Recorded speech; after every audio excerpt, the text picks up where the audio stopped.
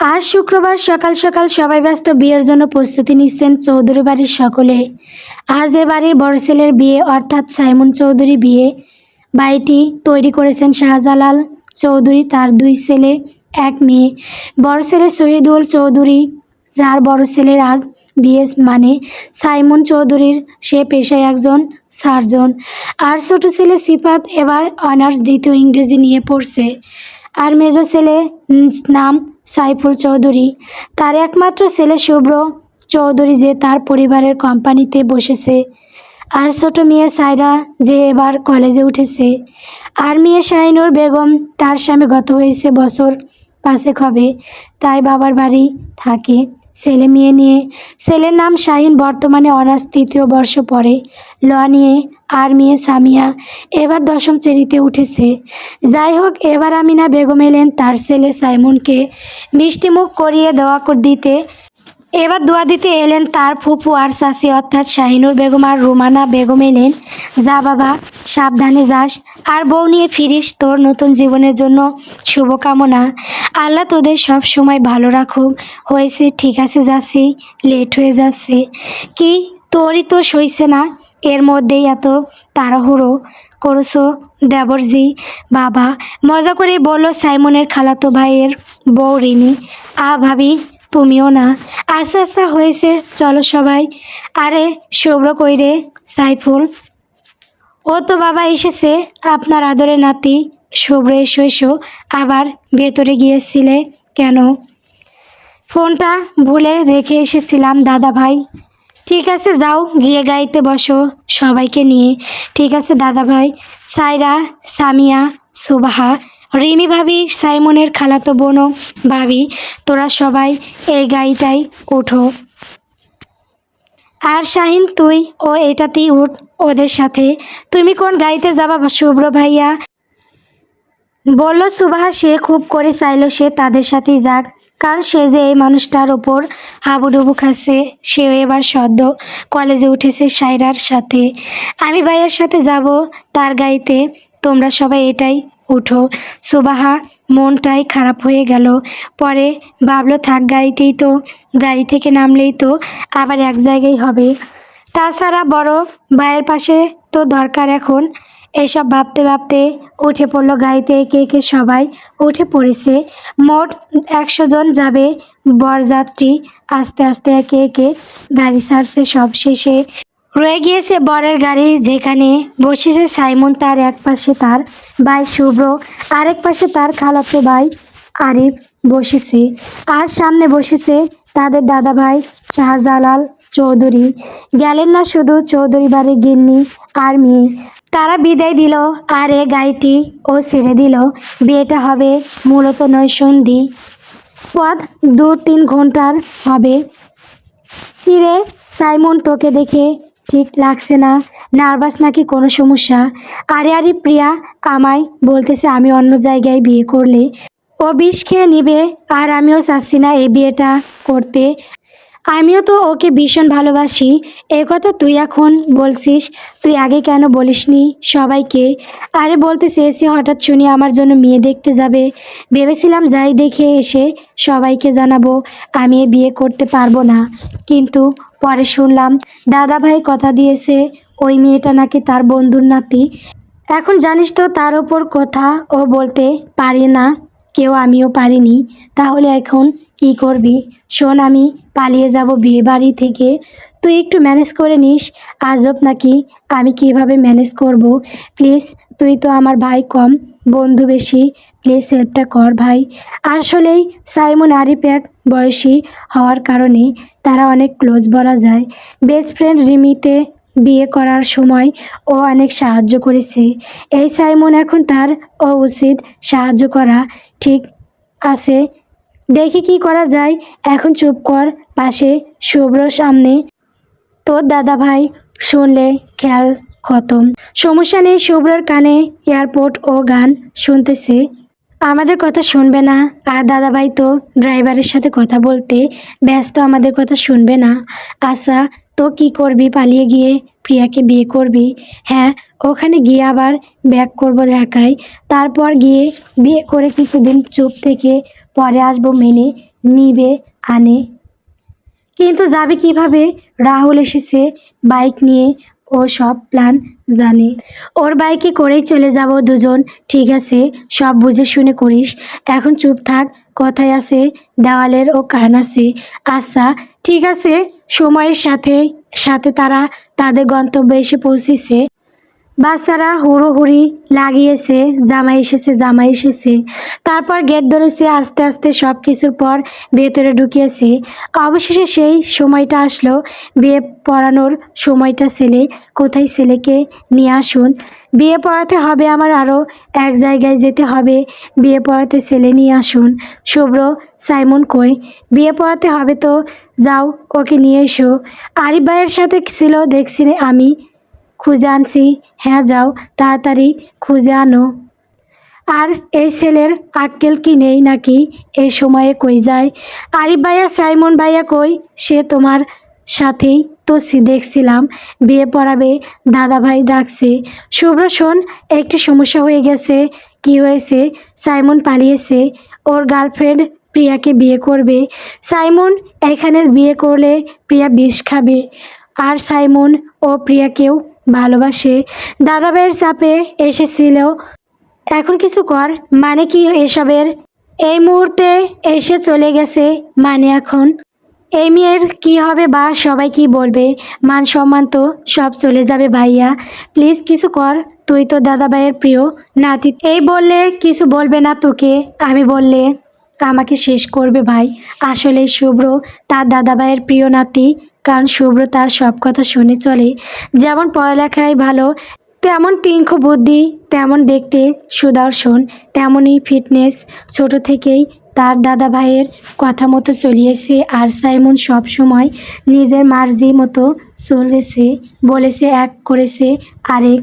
যদিও সেও পড়ালেখায় খুব ভালো ছিল, তবে তার বাবা চাচা আর দাদা চেয়েছিলেন তাদের কোম্পানিতে বসুক, কিন্তু সাইমন বসেনি।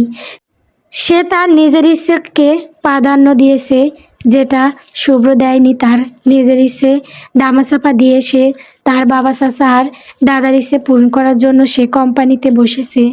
দাদা ভাই, এদিকে একটু শুনে যাও তো, পরে শুনবো। আগে সাইমনকে নিয়ে আসো, বিয়ে পড়াতে হবে, দেরি হয়ে যাচ্ছে। তুমি শুনে যাও। হ্যাঁ বলো, কি হয়েছে? দাদা ভাই, ভাইয়া ঢাকা চলে গেছে, তার গার্লফ্রেন্ড প্রিয়াকে বিয়ে করবে। এই মেয়েকে বিয়ে করতে পারবে না ভাইয়া। কি জামাই পালাইছে? আরে কে? কোথায় আসো? শোনো, জামাই নাকি পালাইছে। ব্যাস, গ্রামের একজন যদি একটি ব্যাপার জানে, তবে সেটা পুরো গ্রামে জানতে 1 মিনিটেরও কম সময় বোধহয় লাগে।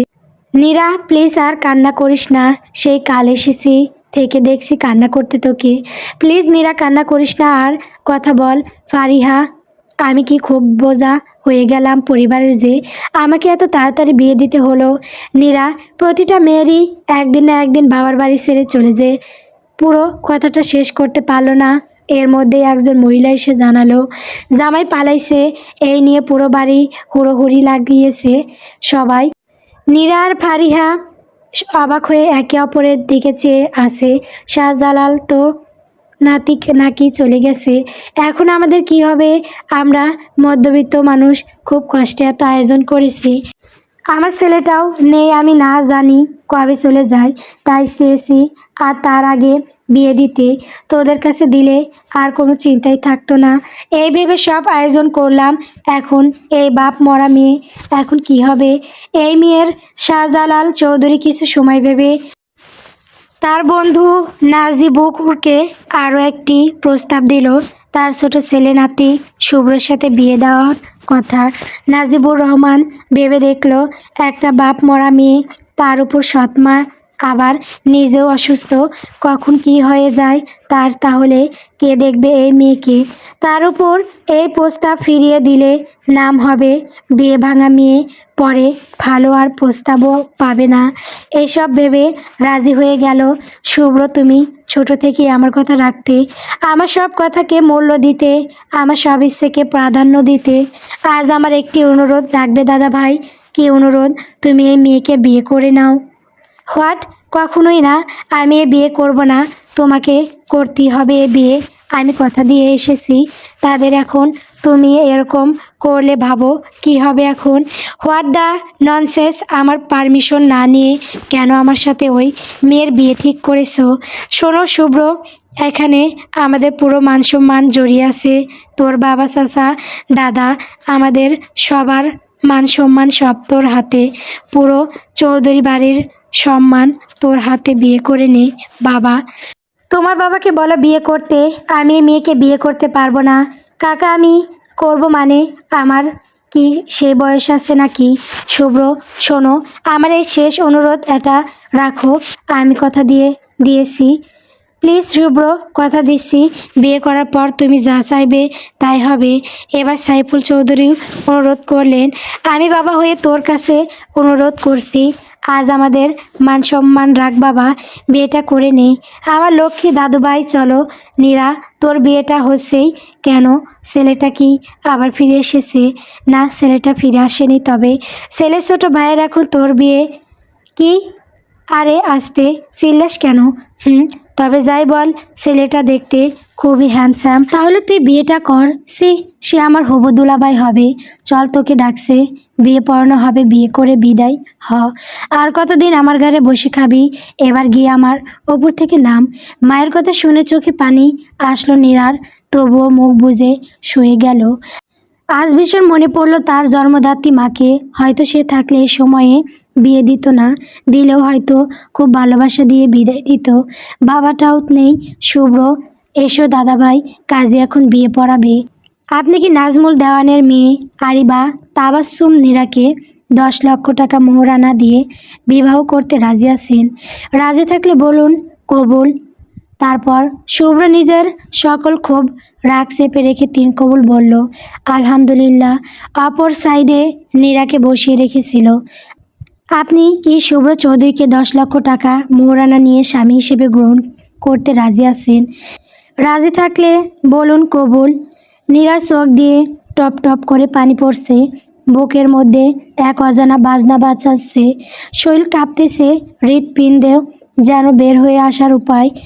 নীরা, ভয় নেই, কবুল বলো, এত ন্যাকামি না করে কবুল বলো। বলে বিদায় হ। ঘাট থেকে নাম, আর জ্বালা দিস না।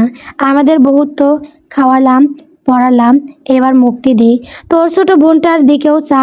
তুই বিদেয় হলে ও একটু ভালো মতো থাকতে পারবে। তোদের দুজনের খরচ আর নিতে পারি না। বৌমা, তুমি এই সময় ও শুরু করলে। নীরা, কবুল বল। আমি আর কদিনই বা বেঁচে থাকবো বল? আমি তোকে ভালো একটি জায়গায় দিতে পারলে মরেও শান্তি পাবো। কবুল বল দাদুন। নীরা জোগরে এবার কেঁদে উঠল। মুখ দিয়ে শব্দ বের হচ্ছে না, তবুও খুব কষ্টে 3 কবুল বলল। আলহামদুলিল্লাহ। কবুল শেষ হওয়ার পর কাজী শান্ত গলায় বললেন, আলহামদুলিল্লাহ, বিয়ে সম্পূর্ণ হয়েছে। এরপর তিনি নিকানামা বের করলেন, তাতে ছেলে মেয়ে ও বাকিদের স্বাক্ষর নিল। অতঃপর কাজে দোয়া করলেন। অবশেষে বিয়ে সম্পূর্ণ হলো। নাজিবুর বিয়ে তো হয়ে গেল, বিয়াই হয়ে গেলাম, এই বলে দুজনেই দুজনকে জড়িয়ে ধরলো। তারপর খাওয়া দাওয়া পর্ব শেষ করে সব নিয়ম পালন করে এলো কন্যা বিদায়ের সময়। এই মুহূর্তটা যে কি এক মুহূর্ত, যা বলে বোঝানোর ক্ষমতা নেই বোধ হয়। দাদুন, আমি যাদের কাছে তোমাকে দিচ্ছি তারা ভালো রাখবে তোমাকে, কখনো কষ্ট দেবে না। নীরা তার মায়ের কাছ গিয়ে তার মাকে বলল, মা যাচ্ছি। একথা শোনার পর মুনিয়া বেগমের মুখে যেন বিজয়ের হাসি। নীরা চাচি এসে জড়িয়ে ধরে কেঁদে উঠলেন। আরে কেঁদে উঠল নীরাও। এই চাচি নামক মানুষটাই একটু ভালোবাসতো নীরাকে। নীরার মনে আফসোস রয়ে গেল, বাবা মা না থাকার আফসোস। এরপর নীরাকে গাড়িতে উঠানো হয়েছে। সামনে বসেছে তাদের দাদা ভাই, পিছনে পাশের সিটে বসেছে সাইরা, মধ্যে বসেছে নীরা, আর তার পাশে বসেছে শুভ্র। তবে এখন অবধি কেউ কারোর মুখ দেখেনি। গাড়ি ছাড়লো, নৈসিন্দি থেকে ঢাকার উদ্দেশ্য রওনা হলো। 2-3 ঘন্টা পরে সে গাড়ি দাঁড়ালো চৌধুরী বাড়ির সামনে। গেট দিলে ঢুকলো এক এক করে সব গাড়ি। বিশাল এক ডুপ্লেক্স বাড়ি, গেট দিয়ে ঢুকলেই পাশে এক বড় বিশাল ফুলের বাগান, যেখানে রয়েছে বিভিন্ন রকমের ফুল। আমেনা বেগম, রুমানা বেগম, শাহিনুর বেগম আরও অনেকেই এলো বউ বরণ করতে। শুভ্র, সবাই তো আসলো, সাইমন তো এখনও আসলো কেন? ও কোথায়? আর বউও নামলো তো সাথে। সাইমন কই? শুভ্র, সাইফুল চৌধুরী সব খুলে বলল। সব শুনে সবাই অবাক হয়ে আছে। কেউ কেউ কানাকানি করছে, কেউ কেউ তো চুপি চুপি হাসাহাসিও করতেছে। বৌমা, তুমি সব নিয়ম পালন করে নাত বউকে ঘরে তোলো। যা হওয়ার তা হতো হয়ে গেছে, এসব ভেবে বসে থাকলে তো চলবে না। ঠিক আছে বাবা। সব নিয়ম পালন করে নীরাকে সামনের ড্রয়িং রুমে বসিয়ে রেখেছে সবাই। হুড়োহুড়ি লাগিয়েছে বউ দেখার।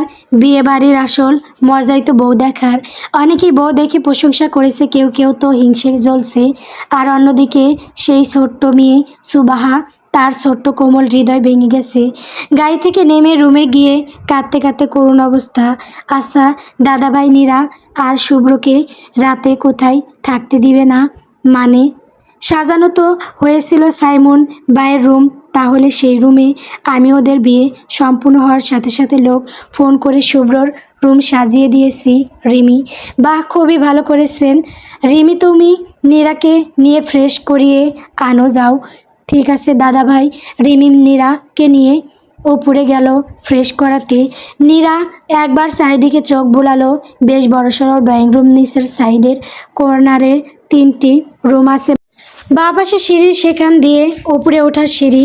উপরেও বেশ কয়েকটি রুম আছে। একবারে শেষের রুম অবধি নিয়ে গেল। রিমি বলল, এটাই নাকি নীরাদের রুম?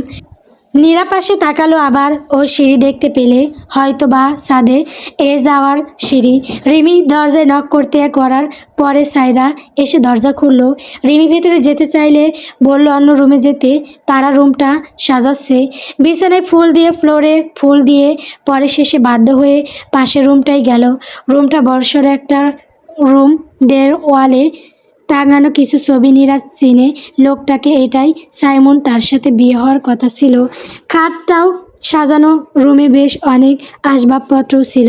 রিমি নীরার লাল বেনারসি শাড়ি বদলে নিল সাদার কম্বিনেশনের একটি সুতির শাড়ি পরিয়ে দিল। তোমার কোন কিছু দরকার হলে আমাকে জানিও। নীরা মাথা উপর নিচে করে হ্যাঁ বোধক শব্দ জানালো। চলো নিচে যাই, সবাই অপেক্ষা করেছে আর নাস্তাও করতে হবে। দুজনেই চলে এসেছে। ড্রয়িং রুমে এসে রিমি নীরাকে সোফায় বসিয়ে দিয়ে গেছে। তখন রুমানা বেগম আসলেন, এসে তার সাথে করে নিয়ে গেলেন তার রুমে। নীরাকে তার রুমে বিছানায় বসিয়ে তার আলমারির কাছে গেলেন। একটি ব্যাগ আর একটি বক্স নিয়ে এলেন। ব্যাগটা হাতে দিয়ে বললেন, এটা আমি খুব শখ করে কিনেছিলাম আমার ছেলের বউকে দিব বলে। এই শাড়িটি পরবে, পরলে খুব খুশি হব মা। নীরা শাড়িটি বের করলে মেরুন কালারের মধ্যে গোল্ডেন কাজ করা জামদানি শাড়ি। অবশ্যই পরবো মা। মা শব্দটা শুনে কেমন যেন লাগলো তার, কি সহজেই তাকে মা বলে ডাকলো। বক্স থেকে একটা কানের দুল, একটি সীতাহার আর এক জোড়া চুড়ি দিলেন। এটা আমার ছিল, আজ আমি তোমায় দিলাম। আজ থেকে এগুলো তোমার, যত্ন করে রেখো। নীরা মাথা ডান দিকে কাত করলো, অর্থাৎ সে রাখবে যত্নে। তার মাথায় হাত রাখলো, দেখলো চোখে পানি চুপ চুপ করছে। কি তুমি কাঁদছো কেন? আমার কোনো কথাই কষ্ট পেয়েছো? কি হয়েছে মা বলো? এবার নীরার চোখ যেন আরও ভিজে উঠল। এমন মায়ের মতো ভালোবাসা সে কখনো পায়নি। কেউ কখনো কোনো কিছু দেয়নি, কিন্তু আজ এক মুহূর্তে এই মানুষটা তাকে কত আপন ভাবলো। কি হয়েছে মা বলো আমাকে? আমার তো মা নেই, মায়ের মতো ভালোবাসাও কখনো পাইনি। আপনার এই ছোঁয়া আমার মা মা লাগে। মায়ের কথা ভীষণ মনে পড়ছে। এমন কথা কেন বলো? এখন আমি তো তোমার মা। শোনো, যখন যা ইচ্ছে হবে আমাকে বলবে, শাশুড়ি না মা হিসেবে মনে থাকবে। শোনো মা, কথাটা কিভাবে নিবে জানি না। আমাদের ক্ষমা করো। আমাদের বড় ছেলে সাইমন এরকম কাজ কেন করলো একমাত্র আল্লাহ জানে। কখনো আশা করিনি। তবে আমার ছেলেও কিন্তু ভীষণ ভালো, একটু রাগী, তবে মানুষ হিসেবে কিন্তু অনেক ভালো। তোমাকে যত্নে রাখতে পারবে আগলে রাখতে, সব ভুলে গিয়ে মানিয়ে নিও। এরকম বলবেন না, এখানে আপনাদের কোনো দোষ নেই। ক্ষমা চাচ্ছেন কেন? আমি কিছুই মনে করিনি মা, ভাগ্যে যা ছিল তাই হয়েছে, সবই মানিয়ে নিব। নীরার কথাগুলো রুমানা বেগমের বেশ ভালো লাগলো।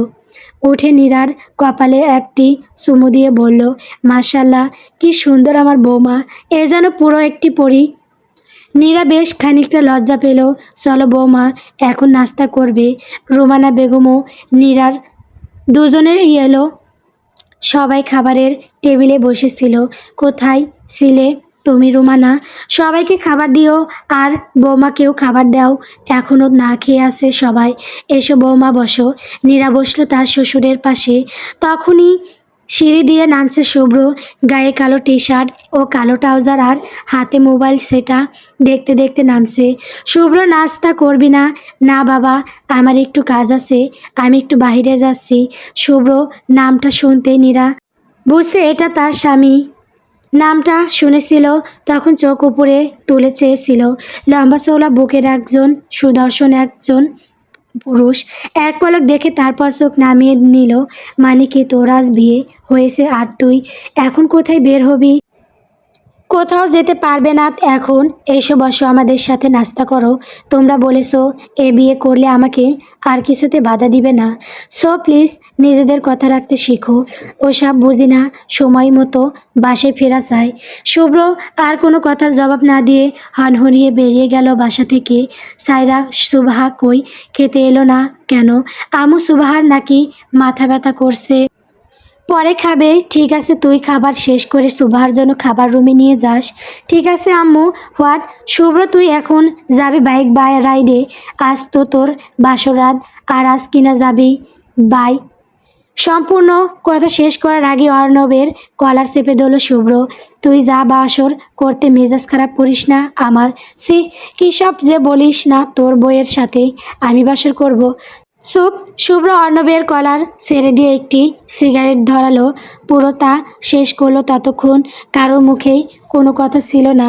শুভ্র আরেকটি সিগারেট ধরিয়ে খেতে খেতে অর্ণবকে শুধালো, অর্ণব, তুই বল, ছোট থেকে তাদের সব কথা মেনে এসেছি, যখন যা বলেছে তাই শুনেছি, নিজের ইচ্ছে বিসর্জন দিয়ে তাদের কথাই তাদের কোম্পানিতে বসেছি। এখন ভাইয়ের ঠিক করা বউ আমার সাথে বিয়ে দিয়ে দিল। এই মাত্র দেখে আসলাম, বিয়ের আগে বাবা বক কাকা আর দাদাভাই ভাইয়ের নামে যে রিংটা পরিয়ে এসেছিল সেটা এখন ওই মেয়েটার হাতে, আর সে নাকি আমার বউ। আহা, আমার সাথে কেন সবসময় এমন হয় অর্ণব? অর্ণব নিশ্চুপ। অর্ণব কি বলবে? বলার মতো কিছু আছে নেই। হঠাৎ অর্ণবের মোবাইলে টুং করে একটি শব্দ এসেছে, হয়তো মেসেজ এসেছে। মেসেজটি দেখে মৃদু হাসি দিয়ে মোবাইলটি আবারও পকেটে রাখলো। আজ থাক, আজ আর বাইক রাইডে যাওয়া লাগবে না। আমি সৌরভকে ফোন দিয়ে ডাকছি, সবাই মিলে ছাদে গিয়ে আড্ডা দিব, চল। আরে চল না ইয়ার। রুমানা বেগম রিমিকে বললেন নীরা রুমে দিয়ে আসতে, আর সব কিছু বুঝিয়ে শুনিয়ে দিতে। রিমি বেশ লজ্জাও পেল, কি বুঝিয়ে দিবে, যদিও নীরা অনেকটাই ছোট, বয়স 17 হবে। তবে আজকালকার মেয়েরা অ্যাডভান্স। নীরাকে নিয়ে তার রুমে দিয়ে আসলো। নীরা বিছানায় একপাশে বসে আছে, চারদিকে চোখ বুলিয়ে দেখলো। রুমটার প্রায় সব কিছুই অফ হোয়াইট কালারের, দেওয়ালের রং, কিছু আসবাবপত্র। রুমের এক পাশে একটি বেলকনি, ছোট বারান্দা, আর আর অন্য পাশে বড় একটা বারান্দা। নীরা উঠে সেখানে গেল। হাঁটু অবধি দেওয়াল, তারপর পুরোটাই গ্রিল দেওয়া, সেখানে একটি ছোট টেবিল রাখা আর দুটো চেয়ার রাখা, আর বিপরীত পাশে কয়েকটি ফুল গাছ, আর কর্নারে একটি ছোট গোল কাচের পাত্র, যেখানে দুটি গোল্ড ফিশ, ছোট অ্যাকুরিয়াম। সেখানে দাঁড়িয়ে আকাশ দেখা যায়। আজ চাঁদটা ভীষণ সুন্দর, মৃদু বাতাস আসছে, ভীষণ ভালো লাগছে। শুভ্র, মেয়েটি রুমে একা, প্লিজ যা, এরকম করিস না। দেখ, যা হওয়ার তা তো হয়েই গেছে, এখনও তোর বিয়ে করা বউ, তোর দায়িত্ব। সব ছেড়ে এখানে তোর জন্য এসেছে, আর তুই এখানে থাকবি, ব্যাপারটা ভালো দেখাবে না। সৌরভ মেয়েটা আমার জন্য না, আমার ভাইয়ের জন্য আসতে চেয়েছিল, আর বিয়ের আগে 2-3 দিন ওরা দেখাও করেছে। আমার ভাইয়ের নামে পড়া রিং এখন ওর হাতে, কি করে আমি আমার স্ত্রী ভাববো বল? তার উপর কত ছোট একটা মেয়ে, বুঝে বুঝেছি, কিন্তু যা হওয়ার তা তো হয়েছে। এখন যা প্লিজ, যা ভাই, যাচ্ছি, তোরা যা, খেতে যা, আর গেস্ট রুমে গিয়ে ঘুমা। এরপর শুভ্র চলে গেল। তারপর অর্ণব আর সৌরভ বিজয়ের হাসি দিল। অর্ণব কাউকে কি কল দিয়ে বলল শুভ্র গেছে, সে যেন ছাদে আসে। নীরা বারান্দা থেকে রুমে আসলো। এর মধ্যেই শুভ্র ঢুকলো রুমে। কেমনই জানি দুজনের মধ্যে এক অজানা অনুভূতি হানা দিচ্ছে। তবুও নীরা সব অপেক্ষা করে রিমির কথা মতো শুভ্রর পায়ে সালাম করলো। উত্তরে কিছুই বলল না, সেরকমই দাঁড়িয়ে রইল কিছুক্ষণ। তারপর শুভ্র চলে গেল ওয়াশরুমে। নীরাও গিয়ে বিছানার উপর বসে রইল। প্রায় 5 মিনিট পরে বের হয়ে আসলো। তারপর বারান্দায় গিয়ে দাঁড়িয়ে রইল প্রায় মিনিট 10। তারপর আসলো রুমের খাটের এক পাশে নীরা বসা, অন্য পাশে এসে বসলো।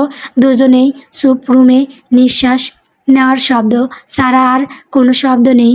নীরবতা ভেঙে শুভ্র বলল, আমার ভাইয়া এরকম কাজ কেন করলো আমি জানি না, তবে তার জন্য আমি ক্ষমা চাচ্ছি। তোমার হয়তো তার সাথে বিয়ে হওয়ার কথা ছিল, কিন্তু ভাগ্যক্রমে হয়েছে আমার সাথে। সেটাও জোর করে দিয়েছে আমার দাদা ভাই। আমি হয়তো তোমাকে স্ত্রী অধিকার দিতে পারবো না, মানতেও পারবো কবে জানি না। তুমি বিছানায় ঘুমাও, আমি গিয়ে সোফায় ঘুমাচ্ছি। নীরা সেভাবেই বসে রইল। কিছু সময় পর সেও গুটিসুটি মেরে ঘুমিয়ে রইল। নীরা ঘুম থেকে উঠে গোসল করে বের হলো। তারপর তার শাশুড়ির কালকের দেওয়া শাড়িটি পরলো। তোয়ালে দিয়ে চুল মুছতে মুছতে ড্রেসিং টেবিলের সামনে এসেছে। শুভ্রর ঘুম ভেঙেছে। নীরাকে দেখে ব্রু কুঁচকালো। সকালে গোসল করার মানে কি? তাদের মধ্যে কি কিছু হয়েছে নাকি? তারপর উঠে সে ওয়াশরুমে গেল। নীরা ড্রেসিং টেবিলের সামনে বসে কালকের দেওয়া তার শাশুড়ির চুড়ি, হার, কানে দুল পরল। ফেসে হালকা একটু ফেস পাউডার দিয়ে একটু লিপস্টিক দিল। শুভ্র রোজ সকালে গোসল করে, এটা তার অভ্যেস। তবে কি ভেবে যেন আজ আর গোসল করেনি। সকালে দুজনেই নিচে আসে নাস্তা করতে। রোমানা বেগম নীরার দিকে একবার তাকিয়ে দেখলেন তার দেওয়া সবই পড়েছেন। সেটা দেখে খুশিও হলেন বোধহয়। এসো মা, এখানে বসো। শুভ্র, তুই ওই সামনের চেয়ারটায় বস। কালকে তোর রিসেপশন, তোদের গিয়ে দেখিস কোনো কিছু দরকার পড়ে কি না। ওসব তোমাদের কাজ, তোমরাই দেখো, আমি সবের ভেতরে নেই। এর মধ্যেই সামিয়া, সায়রা, সুবাহা এলো খেতে। সুবাহা একবার শুভ্রর দিকে তাকানোর সাথে সাথে তার কান্না এলো। মানুষটাকে 2টা বছর ধরে ভালোবাসে এসেছে, ভেবেছিল এবার প্রপোজও করবে। তার এই মুহূর্তে ইচ্ছে করতেছে নীরাকে খুন করতে। সে জানে এই বিয়েটা অজান্তি হয়েছে, তবে বিয়ের তো হয়েছে, নীরা তো তার বউ হয়েছে। খাবার পর্ব শেষ করে যে যার মতো কেউ কেউ কাজ করছে, কেউ বসে বসে আড্ডা দিচ্ছে। সায়রা আসলো নীরার কাছে। ভাবি, কি করছো? চলো ওপরে যাই। নীরা নিজেও বেশ বোরিং ফিল করতেছে এখানে বসে, তাই সেও সময় না দিয়ে ওর সাথে চলে গেল। চলো ভাবি, আমার রুমে যাই, সেখানে আমার মতো আরও 2জন তোমার ননদ আছে। আরে ভাবি, যে এসে এসে বসো। সুভাষ যেই দেখলো নীরা এসেছে, তার মনে হচ্ছে তার শরীরে কে যেন আগুন লাগিয়েছে। কোনো কথা না বলেই হনহরিয়ে রুম থেকে চলে গেল। ওর আবার কি হলো সামিয়া জানি না, এতক্ষণ তো ঠিকই ছিল। দুপুরের খাবার শেষ করে নীরা বারান্দায় এসে দাঁড়িয়ে আছে। মাছ দুটোকে দেখছে কীরকম খেলা করছে। আচ্ছা, ওরা কি স্বামী স্ত্রী? তবে যাই হোক, ওরা ভীষণ দুষ্টু। শুভ্র রুমে ঢুকে দেখলো নীরা রুমে নেই। সে গিয়ে সোফায় শুয়েছে, মুখের ওপর হাত দিয়ে শুয়ে আছে। কিছুক্ষণ পরে নীরাও ভেতরে আসে। নীরা টের পেল শুভ্র তবে আগের মতোই রয়েছে, কোনো হেরফের নেই তার মাঝে। নীরাও বিছানায় গিয়ে ঘুমিয়েছে। ঘড়ির কাঁটা জানান দিচ্ছে সময় 4:30। জানালার পর্দা নড়ছে, হালকা বাতাস আসছে, বাহিরের আওয়াজ আসছে। কোথায় যেন 2টি পাখি কিচিরমিচির করছে। শুভ্র ঘুম ভেঙে গেছে। বিছানার দিকে তাকিয়ে দেখলো নীরা ঘুমিয়ে আছে। মেয়েটি দেখতে সুন্দর, ফর্সা মুখ, নাকটা বোসা, ঠোঁটটা চিকন গোলাপি, 2 হাত গালের নিচে নিয়ে ঘুমাচ্ছে। দারুণ মিষ্টি লাগছে। শুভ্র চোখ সরিয়ে নিল। তারপর উঠে ফ্রেশ হয়ে বারান্দায় গেল। ভাবি, আসবো? সায়রা, সামিয়া, এসো। ভাবি, আম্মু খেতে যাচ্ছে, চলো। এই ভাইয়া শোনো, বল, আমরা কত কষ্ট করে তোমার রুমটা সুন্দর করে সাজালাম, তুমি আমাদের টাকা দিবে না? আমি কি বলেছিলাম তোদের সাজাতে। ভাইয়া অল্প কিছু টাকা দাও, রেস্টুরেন্টে গিয়ে সবাই কিছু খেয়ে আসি। এত কষ্ট করলাম। এই সামিয়া বল, অনেক কষ্ট করেছি না? হ্যাঁ ভাইয়া, বাগান থেকে ফুল তুললো এ নিয়ে এসে সাজিয়েছি, অনেক কষ্ট করেছি। আমাদের কিছু টাকা না হলে রেস্টুরেন্টে নিয়ে ট্রিট তো দাও। ঠিক আছে, কিছুদিন পর তোদের রেস্টুরেন্টে নিয়ে ট্রিট দিব। সত্যি তো? হুম। এবার যা রুম থেকে। আচ্ছা ঠিক আছে, যাচ্ছি। তোমরা খেতে এসো। ড্রয়িং রুমে সবাই বসে আড্ডা দিচ্ছে। সে সময় সিঁড়ি দিয়ে নামলো নীরা আর শুভ্র। তাদের একসাথে বেশ মানিয়েছে। দাদাভাই তাদের নিয়ে পাশাপাশি বসিয়ে দিয়েছে। বাহিরেও তোড়জোড়, কালকের বউ ভাতের আয়োজন। খাবার শেষ করে সাইরা নীরাকে নিয়ে তার রুমে গিয়েছে। শুভ, বাবা, সাইমনের কোনো খোঁজ জানিস? আমি ফোন করলে বন্ধ পায়। ভুল করেছে, কিন্তু আমার মনটা তো ছটফট করছে বাবা। একটু খোঁজ নিয়ে দেখ না বাবা। আমিও ফোন করছিলাম বড় আব্বু, কিন্তু ফোন বন্ধ পাচ্ছি। তবুও খোঁজ করছি। শত হলেও মায়ের মন। ছেলে যতই অপরাধ করুক না কেন, মায়ের কাছে সে নিষ্পাপ। শুভ্র অর্ণবকে নিয়ে বাইরে চলে গেল। তারপর দুজনেই ফিরল রাত 9টার দিকে। অর্ণব গেস্ট রুমে চলে গিয়েছে আর শুভ্র তার রুমে এসেছে। গরমে গায়ের টি শার্টও ভিজে গেছে। রুমে ঢুকেই টি শার্টটি খুলে ছুঁড়ে মারল রুমে রাখা সোফার উপর। হঠাৎ চোখ গেল সোফায় রাখা একটি বইয়ের দিকে। এটি তো তার নয়, তাহলে কার এটি? ভাবতে ভাবতে গিয়ে হাতে নিয়ে খুঁটিয়ে খুঁটিয়ে দেখতে লাগলো। তখনই হুট করে সামনে নীরা এসে দাঁড়িয়ে শুভ্রকে বলল, এটা আমার বই। আমি বুঝতে পারিনি আপনার বই হবে, সেটা বুঝিনি। আমার কোনো জিনিস অগোছালো থাকে না, এখানে বইটি ছিল তাই ধরেছিলাম। সরি, এর চোখে কোনো সমস্যা নেই বলে দুহাত বাড়িয়ে দিল বইটি নেওয়ার জন্য। তখন শুভ্র নজর কাড়ল হাতে দেওয়া মেহেদি ওপর। ফর্সা হাতে খয়েরি রংটা বেশ ফুটে উঠেছে, আর বাম হাতে তালুতে লাভ এঁকে তার ভেতরে খুব সুন্দর করে লেখা সাইমন। এটা দেখে শুভ্রের কষ্ট লাগলো নাকি রাগ হলো বুঝতে পারল না সে। বইটি নীরার হাতে না দিয়ে সোফায় রেখে দিয়ে উঠে দাঁড়ালো। সে খালি গায়ে দুজনকে দেখে লজ্জা পেল। শুভ্র আর দেরি না করে ওয়ারড্রোব থেকে আরেকটি টি শার্ট নিয়ে তৎক্ষণাৎ রুম ত্যাগ করলো। নীরার হাতে বই দিল না, তাই নীরা মনে মনে শুভ্রর 14 গোষ্ঠী উদ্ধার করলো। শুভ্র আবারও রুমে ঢুকে তার ড্রয়ার থেকে সিগারেটের প্যাকেট আর লাইটার নিয়ে বারান্দায় গেল। বারান্দায় এসে একটি সিগারেট ধরিয়ে খেতে শুরু করলো আর ভাবলো যে তার স্ত্রী, তার হাতে এখনো তার ভাইয়ের নাম পরানো রিং, তার হাতে ভাইয়ের নামে মেহেদি। আশা তার কেন রাগ হচ্ছে, কষ্টও বা হচ্ছে কেন? সে তো মেয়েটিকে স্ত্রী হিসেবে মানে না, তাহলে কেন এসব বিষয় তার যায় আসে? এটা কি তিন কবুলের টান? মেয়েটিকে ঠাস করে একটি থাপ্পড় দিতে মন চাচ্ছে। সে কেন মেহেন্দি উঠাচ্ছে না? সে কেন রিং খুলছে না? অসহ্য লাগছে সব কিছু। সিগারেটটা খাওয়ার শেষ করে শেষের অংশটুকু ফেলে দিয়ে রুমে ঢুকে সোফায় গিয়ে সোজা হয়ে শুয়ে রইল। নীরাও আর কি করবে, তাই সেও শুয়ে রইল। সময়ের সাথে সাথে ঘুমের দেশে পাড়িও দিল। দীর্ঘ অন্ধকারে ঢাকা রজনী অবসান ঘটিয়ে ধীরে ধীরে ভোরের লাল আভায় রাঙিয়ে উঠল চারদিক।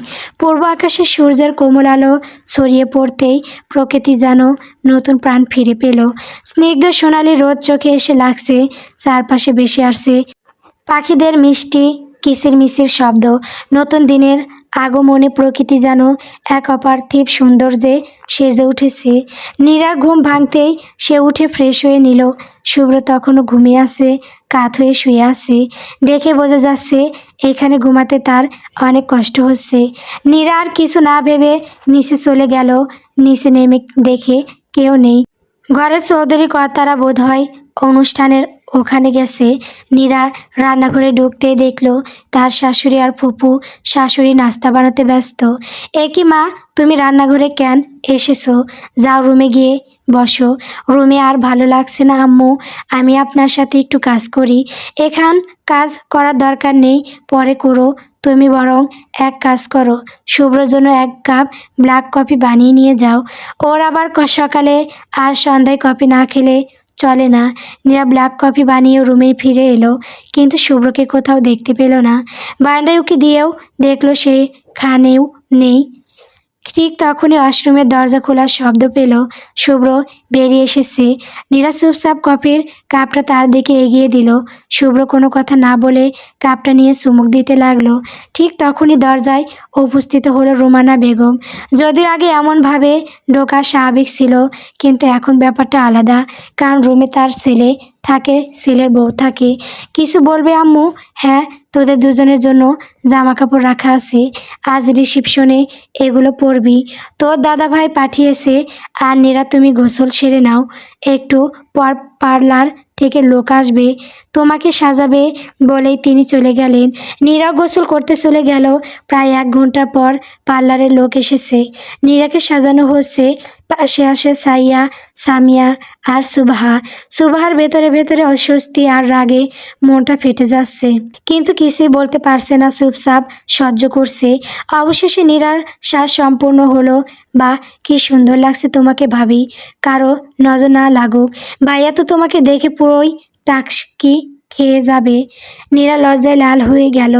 এরপর সে নিজের রুমে গিয়ে ঢুকতেই দেখলো শুভ্র কালো প্যান্ট, সাদা শার্ট আর কালো কোট পরে ঘড়ি পরছে। তাকে এতটা সুদর্শন লাগছে যে চোখ সরানো যাচ্ছে না। শুভ্র কারো টের পেয়ে পিছনে তাকিয়ে দেখলো নীরা হালকা গোলাপি শাড়িতে সিম্পল সাজে। সে যেন সত্যি এক অপসরা। মুহূর্তের জন্য শুভ্র থমকে গেল। বুকের ভেতর অদ্ভুত ধুকপুকানি শুরু হলো। চোখ সরাতে ইচ্ছে করছিল না, তবুও নিজেকে সামলে আয়নার দিকে তাকিয়ে পারফিউম নিতে লাগলো। তারপর নীরাকে বলল, দাদা ভাই স্টেজে যেতে বলেছে, চলো। একটু দাঁড়ান, আমি ব্যাগটা নিতে ভুলে গিয়েছিলাম, সেটা নিতে হবে। নীরা শাশুড়ির দেওয়া ছোট সাদা পাল্লার ব্যাগটা নিয়ে এলো। তখনই হঠাৎ কাঁধের কাছে সেফটি পিন খুলে গিয়ে হালকা ব্যথা পেল এবং আউজ করে শব্দ করলো। What happened? আসলে সেফটি পিনটা খুলে গেছে। একটু দাঁড়ান, আমি ঠিক করে নিই। নীরা আয়নার সামনে দাঁড়িয়ে চেষ্টা করছিল, কিন্তু পিছনের দিকে হওয়ার ঠিক মতো পারছিল না। শুনছেন? একটু সাহায্য করবেন, পিনটা আটকে গেছে, আমি পারছি না। শুভ্র ধীরে ধীরে তার পিছনে এসে দাঁড়ালো। আয়নায় দুজনের চোখাচোখি হলো। দুজনেরই বুকের মধ্যে এক অজানা অনুভূতি হানা দিচ্ছে।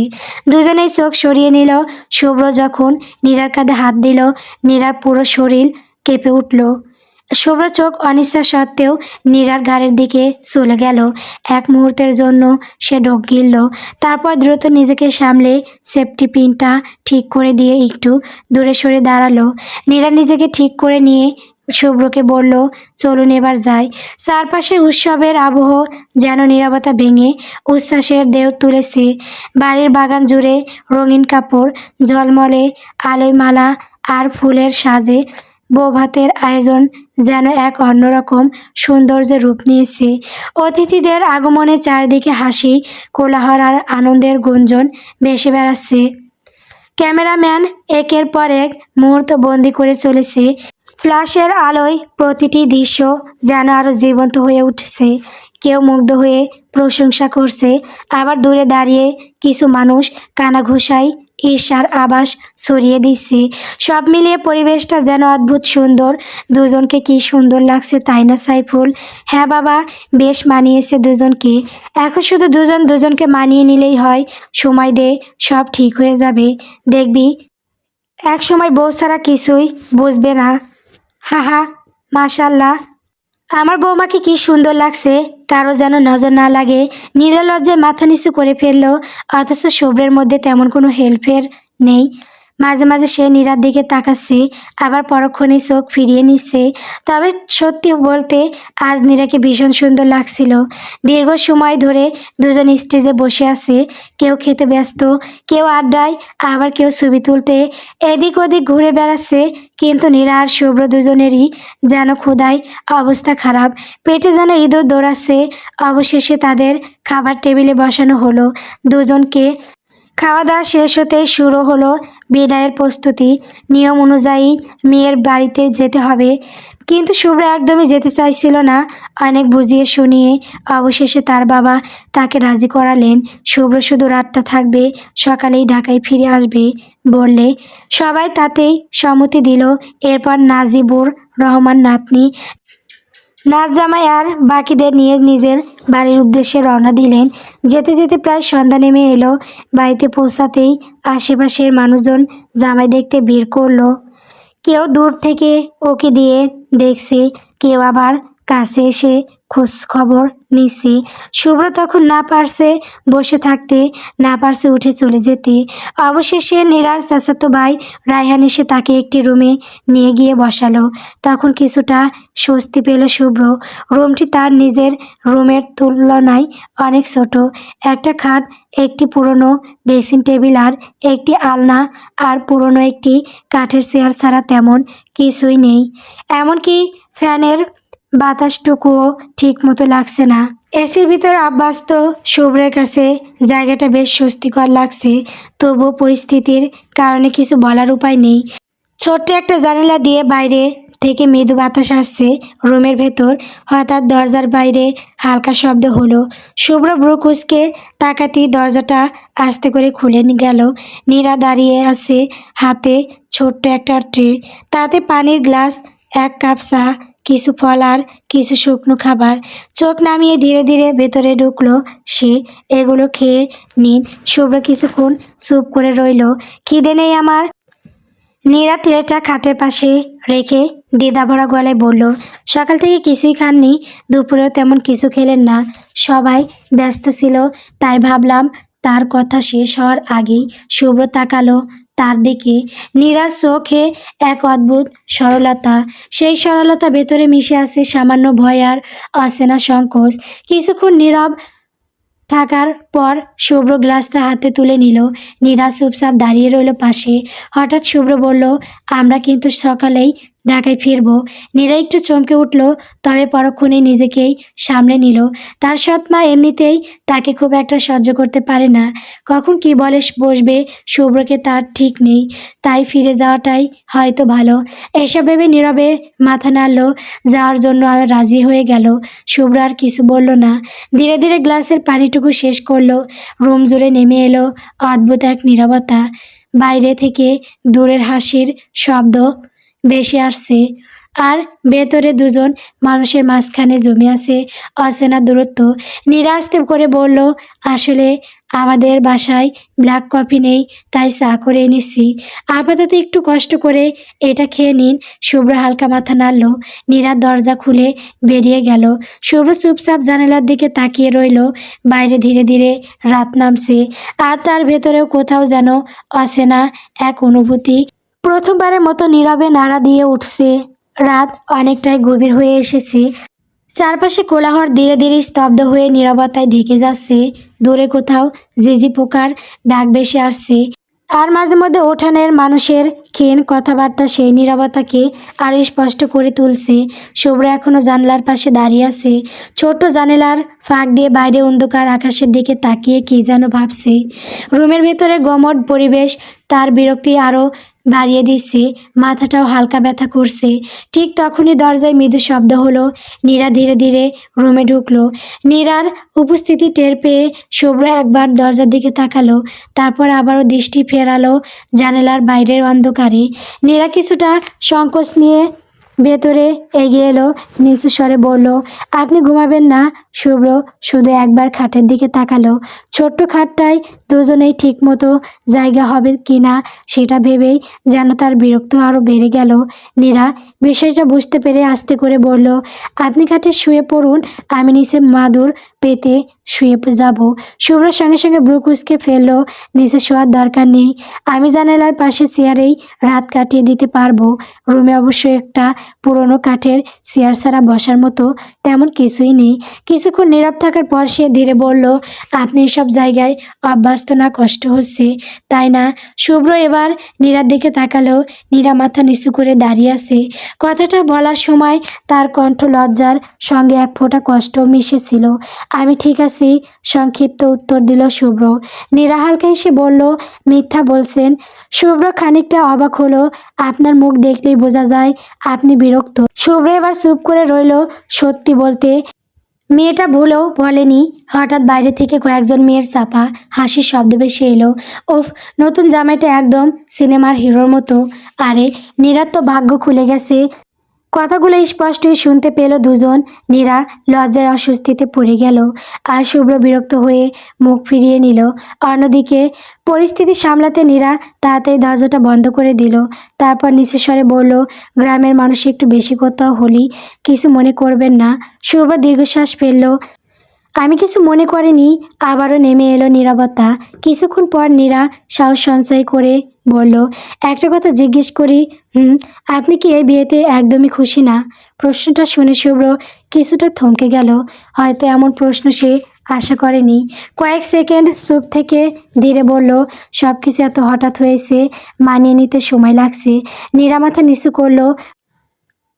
বুকের ভেতরটা হালকা কেঁপে উঠলেও মুখে ছোট্ট হাসি রাখার চেষ্টা করলো। আমারও। শুভ্র এবার প্রথমবারের মতো স্থির চোখে তাকালো নীরার দিকে। মেয়েটা খুব সহজভাবেই কথাটা বলল, অথচ সেই ছোট্ট কথার ভেতর লুকিয়ে আছে কতটা ভয়, অচেনা অনুভূতি আর অনিশ্চয়তা। হঠাৎ বাইরে বিদ্যুৎ সরে গেল। মুহূর্তের মধ্যে পুরো রুম ডুবে গেল অন্ধকারে। নীরা চমকে উঠে দরজার পাশে রাখা ছোট্ট মোমবাতিটা জ্বালালো। ক্ষীণ আলোয় রুমটা যেন আরও ছোট আর নিঃশব্দ লাগছে। মোমের নরম আলো এসে পড়েছে নীরার মুখে। শুভ্র কিছুক্ষণ চুপচাপ তাকিয়ে রইল নীরার দিকে। এই প্রথমবার তার মনে হলো মেয়েটা শুধু সুন্দর না, ভীষণ সুন্দর। নীরা যেন বিষয়টা টের পেয়ে চোখ নামিয়ে ফেলল। তারপর ধীরে বলল, আপনি চাইলে ঘুমিয়ে পড়তে পারেন, আমি আলোটা নিভিয়ে দিচ্ছি। শুভ্র আর কিছু বলল না, শুধু মোমের ক্ষীণ আলোয় দিকে তার চুপচাপ তাকিয়ে রইল। আর নীরা ব্যস্ত হয়ে রুম গোছানোর ভান করতে লাগলো, যেন চোখে চোখ পড়লেই একে অপরের বুকের ও ধুকপুক শব্দটা শুনে ফেলবে। রাত আরও গভীর হয়েছে। চারপাশ যেন নিস্তবতার চাদরে ঢেকে গেছে। দূরে কোথাও কুকুরের ডাক ভেসে আসছে আর জানলার ফাঁক দিয়ে হালকা ঠান্ডা বাতাস ঢুকে মোমের শিখাটাকে বারবার দুলিয়ে দিচ্ছে। রুমের ভেতর অদ্ভুত এক নীরবতা। সেই নীরবতার মাঝেও দুজন মানুষের অচেনা উপস্থিতি যেন স্পষ্টভাবে অনুভব করা যাচ্ছে।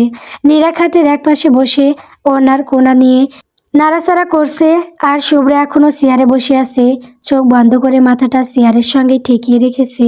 কিন্তু তার যে ঘুম আসছে না সেটা বোঝাই যাচ্ছে। কিছুক্ষণ ইতস্ত করে নীরা ধীরে বলল, আপনার মাথা কি এখনও ব্যথা করছে? শুভ্র চোখ খুলল একটু। নীরা আস্তে করে খাট থেকে নেমে গেল। তারপর ছোট্ট টেবিলের ওপর রাখা জগ থেকে গ্লাসে পানি ঢেলে শুভ্রের দিকে এগিয়ে দিল। পানি খান, হয়তো একটু ভালো লাগবে। শুভ্র কয়েক সেকেন্ড গ্লাসটার দিকে তাকিয়ে রইল, তারপর নীরবে হাতে নিল। আপনি বিছানায় গিয়ে ঘুমান, এমনিতেই আপনার মাথা ব্যথা করছে, তার উপর আবার আপনি ক্লান্ত। শুভ্র কিছু বলল না, তবে তার চোখের দৃষ্টি আগের মতো কঠিন লাগছে না। হঠাৎ বাইরে থেকে কারো হাসির শব্দ ভেসে এলো, তারপর কারো গলা, এই নীরা, ঘুমাইছোস নাকি? নীরা অপ্রস্তুত হয়ে গেল, তাড়াতাড়ি দরজার দিকে তাকালো। আমার বান্ধবী, কিছু মনে করবেন না, ও একটু এরকমই। নীরা আবার ও আস্তে করে বলল, আপনি চাইলে খাটে শুয়ে পড়তে পারেন, আমি নিচে শুয়ে যাব। নিচে শুতে হবে না তাহলে? শুভ্র কয়েক মুহূর্ত চুপ করে থেকে বলল, দুজনেই খাটে শুয়ে পড়ি। যদি আপনার সমস্যা থাকে তাহলে আপনি খাটে ঘুমান, আমি এখানেই থাকি। কথাটা শুনে নীরা কিছুটা অপ্রস্তুত হয়ে গেল, মুখ নিচু করে ফেলল। সঙ্গে সঙ্গে শুভ্র বুঝতে পারল কথাটা শুনে মেয়েটা লজ্জা পেয়েছে, তাই আর কিছু না বলে জানলার বাইরে তাকালো। নীরা ধীরে ধীরে খাটের এক কোণায় গিয়ে শুয়ে পড়ল, যতটা সম্ভব নিজেকে গুটিয়ে নিল। কিছুক্ষণ পর শুভ্র এসে খাটের অন্য পাশে শুলো। মাঝখানে বেশ খানিকটা দূরত্ব রেখেই দুজনে শুয়েছে।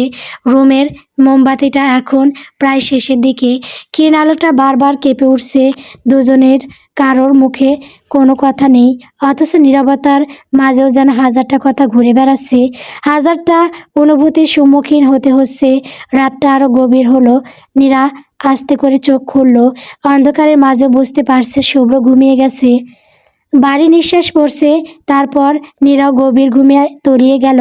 সকালটা শুরু হলো জানালার ফাঁক দিয়ে ভেসে আসা নরম সোনালি রোদের ছোঁয়ায়। চারপাশে তখনও হালকা নিস্তব্ধতা। নীরা ধীরে ধীরে চোখ খুলল। কয়েক সেকেন্ড তার লাগলো বুঝতে সে কোথায় আছে। তারপর পাশ ফিরে তাকাতেই বুকটা হালকা কেঁপে উঠল। শুভ্র ঠিক তার পাশে ঘুমিয়ে আছে, যদিও দুজনের মাঝে এখনো খানিকটা দূরত্ব আছে, তবু একই খাটে পাশাপাশি ঘুমানোর অনুভূতিটা নীরার কাছে ভীষণ আছে না। শুভ্রের মুখটা ঘুমের মধ্যে একদম শান্ত লাগছে। কাল রাতে সেই বিরক্তি বা অস্থিরতার কোনো ছাপ নেই। এলোমেলো চুলগুলো কপালের উপর পড়ে আছে। নীরা কিছুক্ষণ নিঃশব্দে তাকিয়ে রইল। হঠাৎ শুভ্র নড়েচড়ে উঠতেই নীরা দ্রুত চোখ ফিরিয়ে নিল। বুকের ভেতর ধুকপুক শুরু হয়ে গেছে। শুভ্র ধীরে ধীরে উঠে বসলো। চারপাশে একবার তাকিয়ে কিছুক্ষণ চুপচাপ বসে রইল। মুখটা আবারও গম্ভীর হয়ে গেল। ঠিক তখনই বাইরে থেকে কারো ডাক ভেসে এলো, নীরা, উঠছিস? রান্নাঘরে আয় তাড়াতাড়ি। নীরা তাড়াহুড়ো করে খাট থেকে নেমে গেল। আমি আসছি। তারপর শুভ্রের দিকে তাকিয়ে আসতে বলল, আপনি ফ্রেশ হয়ে নিন, আমি নাস্তা নিয়ে আসছি। শুভ্র কিছুই বলল না। নীরা রুম থেকে বের হতে একটা দীর্ঘশ্বাস ফেলল।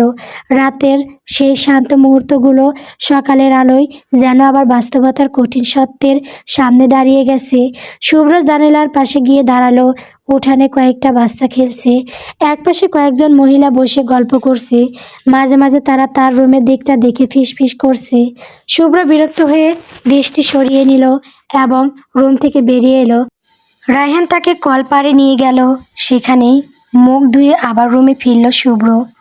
এই পরিবেশে সে নিজেকে ঠিকভাবে মানিয়ে নিতে পারছে না। কিছুক্ষণ পর নীরা ট্রেতে করে চা আর নাস্তা নিয়ে এলো। খেয়ে নিন।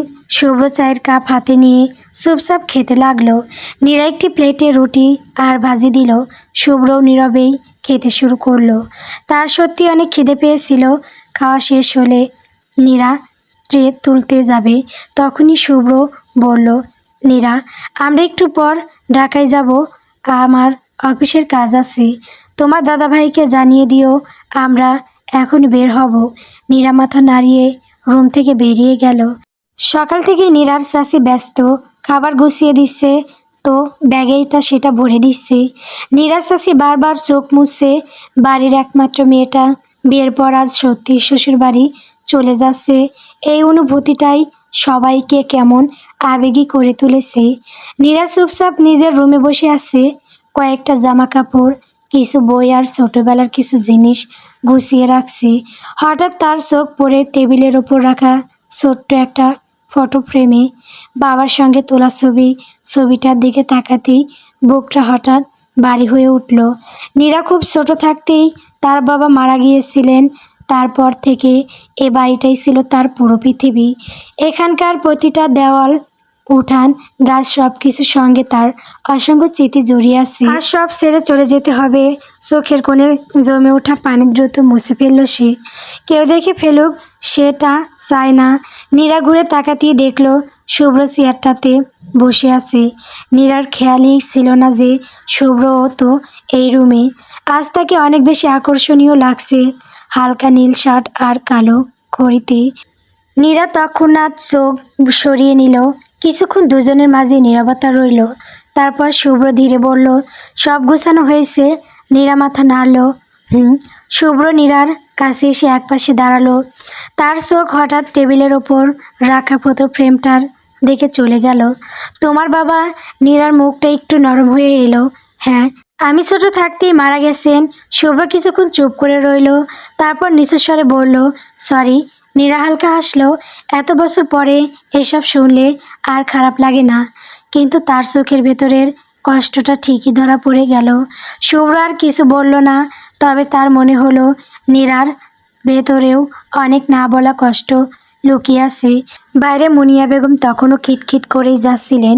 নীরা বরাবরই চুপ থাকে, আজও ব্যতিক্রম না। নীরা নিজের রুমে গিয়ে শুভ্রকে বলল, দাদাভাই বাইরে আছে, আপনি বের হন, আমি একটু পরে আসছি। শুভ্র আর কিছু না বলে রুম থেকে বেরিয়ে গেল। রায়হান আর দাদাভাই শুভ্রকে নিয়ে উঠানে দাঁড়ালো। নীরা বোরকা হিজাব পরে নিল। ঠিক তখনই মুনিয়া বেগম রুমে ঢুকে রেগে গিয়ে বলতে লাগলেন, আর কত সময় ধরে আমাকে জ্বালাবি? হ্যাঁ, বিয়ে দেওয়ার পরও আবার এখানে আসার কি প্রয়োজন ছিল? এত নিয়ম মানার দরকারটা কি? হ্যাঁ, বড়লোক ঘরে বিয়ে দিয়েছি, এবার অন্তত আমাকে শান্তি দে। এ বাড়িতে আর পা রাখিস না, বিদায় হলেই বাসি। নীরা কোনো কথা না বলে চলে যেতে নিল। তখনই দেখলো দরজার সামনে শুভ্র দাঁড়িয়ে আছে। সে কথাগুলো শুনেছে কিনা বোঝা গেল না। আ- আপনি এখানে? ম্যানিব্যাগটা ফেলে গিয়েছিলাম। ও, কোথায় রেখেছেন? বিছানার পাশে। নীরা গিয়ে ম্যানিব্যাগ এনে শুভ্রের হাতে দিল। তারপর দুজনেই বাইরে চলে গেল। বাইরে তখন গাড়ি এসে দাঁড়িয়েছে। বিদায়ের মুহূর্ত এসে গেছে। হয়তো বহুদিন পর আবার এ বাড়িতে ফেরা হবে নীরার। ভাবতেই বুকের ভেতরটা হাহাকার করে উঠল। নীরা চাচি তাকে জড়িয়ে ধরে কাঁদতে কাঁদতে বললেন, আমাদের ভুলে যাস না মা, ঢাকায় গিয়েও ফোন দিবি কিন্তু। এরপর ফারিহা এসে নীরাকে শক্ত করে জড়িয়ে ধরল। দুজনেই চোখের পানি। হয়তো আর আগের মতো বিকেলে একসাথে ঘুরতে যাওয়া হবে না, কলেজে দুষ্টুমি করা হবে না, কিংবা চুরি করে কারো গাছে আম পায়ারা খাওয়া হবে না। নীরার চোখের পানি মুছে মৃদু হেসে বলল, রোজ ফোন দিব মাঝে মধ্যে, আসলে তো দেখাই হবে। কিছুটা দূরে দাঁড়িয়ে পুরো দৃশ্যটা নীরবে দেখছিল শুভ্র। তখন নীরার দাদা ভাই শুভ্রের দিকে তাকিয়ে বললেন, নীরাকে ভালো রেখো, ওর জন্মের সময় ওর মা মারা যায়। যখন ওর বয়স 8 বছর তখন ওর বাবা মারা যায়। আমার কাছে মানুষ হয়েছে, তবে সৎ মায়ের থেকে অনেক অত্যাচারের মধ্যে দিয়ে বড় হয়েছে। অনেক কষ্ট করেছে এ পর্যন্ত। তোমাদের হাতে দিয়েছি যেন ভালো থাকে, তুমি ওরে ভালো রেখো, তাহলে আমার আর কোনো চিন্তা থাকবে না। এসব বলে কেঁদে দিলেন নাজিবুর রহমান। শুভ্র শান্ত গলায় জবাব দিল, ইনশাল্লাহ ভালো রাখবো। কথাটা শুনে যেন কিছুটা স্বস্তি পেলেন তিনি। শুভ্র নীরার দিকে তাকিয়ে ভাবলো, এটুকু বয়সে বাবা মা হারা মেয়েটা কতই না কষ্ট করেছে। আর যাই হোক, মেয়েটার সব দায়িত্ব যখন নিয়েছে তাহলে সব পালনও করবে। সেসব ভাবতে ভাবতে উঠে সবাইকে বিদায় জানালো। নীরাও সবাইকে বিদায় জানিয়ে গাড়িতে উঠল। গাড়ি ধীরে ধীরে বাড়ির সামনে থেকে বেরিয়ে যেতে লাগলো। জানলার পাশে বসে নীরা শেষবারের মতো নিজের বাড়িটার দিকে তাকিয়ে রইল। চোখ দুটো বারবার ঝাপসা হয়ে আসছিল। শুভ্র একবার তার দিকে তাকালেও কান্নাটা বুঝতে পেরেও কিছু বলল না। শুধু নিঃশব্দে পানির বোতলটা এগিয়ে দিয়ে বলল, পানি। নীরা একটু অবাক হয়েই তার দিকে তাকালো। তারপর আস্তে করে বোতলটা নিয়ে পানি খেলো। সময়ের সাথে সাথে দীর্ঘ পথ পেরিয়ে তারা পৌঁছে গেল ঢাকায়। দীর্ঘ পথ পেরিয়ে অবশেষে গাড়িটা ঢাকার ব্যস্ত শহরে প্রবেশ করলো। চারপাশে কোলাহল, মানুষের ভিড়, অসংখ্য গাড়ির শব্দ, সব কিছুই নীরার কাছে কেমন অচেনা লাগছিল। গ্রামের শান্ত পরিবেশ থেকে হঠাৎ এই ব্যস্ত শহর এসে সে কিছুটা অস্বস্তি অনুভব করছিল। জানলার পাশে বসে নীরা চুপচাপ বাইরের দৃশ্য দেখছিল। শহরের উঁচু উঁচু বিল্ডিং, রাস্তা জুড়ে মানুষের ব্যস্ত ছুটে চলা, সব কিছু দেখে তার মনে হচ্ছিল সে যেন একদম নতুন এক জগতে চলে এসেছে। শুভ্র পাশে বসে ফোনে অফিসের কিছু কাজ নিয়ে কথা বলছিল। গম্ভীর কণ্ঠে একের পর এক কথা বলেই যাচ্ছে। নীরা মাঝে মাঝে তার দিকে তাকাচ্ছিল, আবার দ্রুত চোখ সরিয়ে নিচ্ছিল। প্রায় আধা ঘন্টা পর গাড়িটা এসে থামলো বিশাল এক বাড়ির সামনে। গাড়ি থামতেই ভেতর থেকে বেরিয়ে এলেন রুমানা বেগম। নীরাকে দেখে রুমানা বেগম এগিয়ে এলেন। এসেছো মা? নীরা আস্তে করে সালাম করলো, আসসালামু আলাইকুম আম্মু। রুমানা বেগম মৃদু হেসেও তার মাথায় হাত রাখলো। ওয়ালাইকুম আসসালাম। আসতে কোনো অসুবিধা হয়নি তো মা? জি না।